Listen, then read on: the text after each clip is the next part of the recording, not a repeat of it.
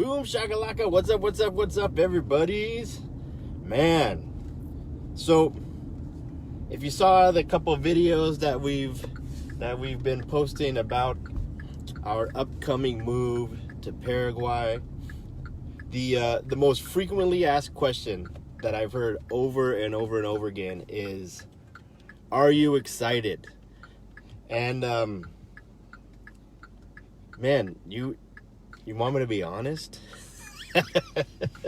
You know, I'm excited about what God's doing there, what God's gonna do. But man, think about this. Moving your wife and kids basically to a third world country, into a culture you don't understand, having to go learn a language and live the missions life. That causes what I call the sphincter factor a little bit, right? It makes you squeeze a little bit. You know, there's a lot of unknowns, and so excitement would not be the word that I use to explain what we're feeling. But this is what I've been thinking. In 2 Samuel 11, I believe it is, David is, it says, at the time of the year when kings go to war, it says David sent Joab.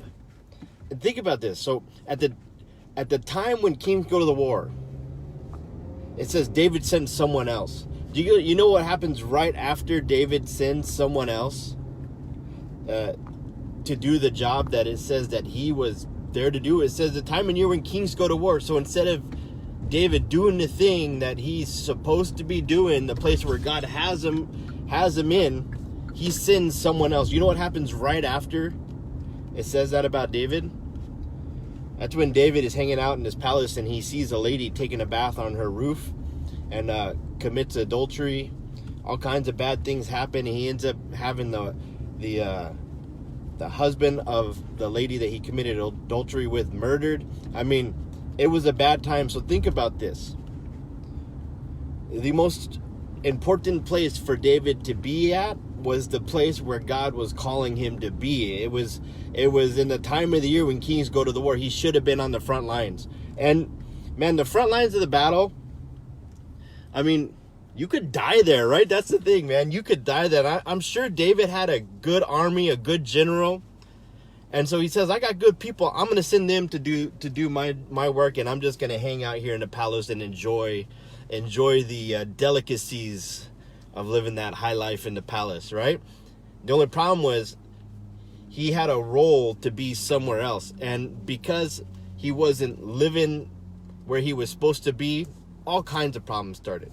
So I've been thinking about this with Paraguay.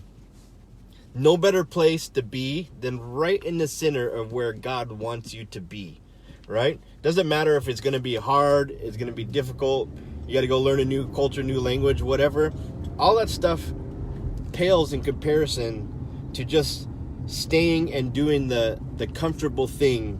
You know, it would be much easier to stay in Hawaii and live the good life. You know what I mean? But man, God sometimes calls you to do things that are difficult, and the safest, best place to be is right in the middle of where God called you to be, in the midst of the difficulty. What do you guys think about that? Let me know.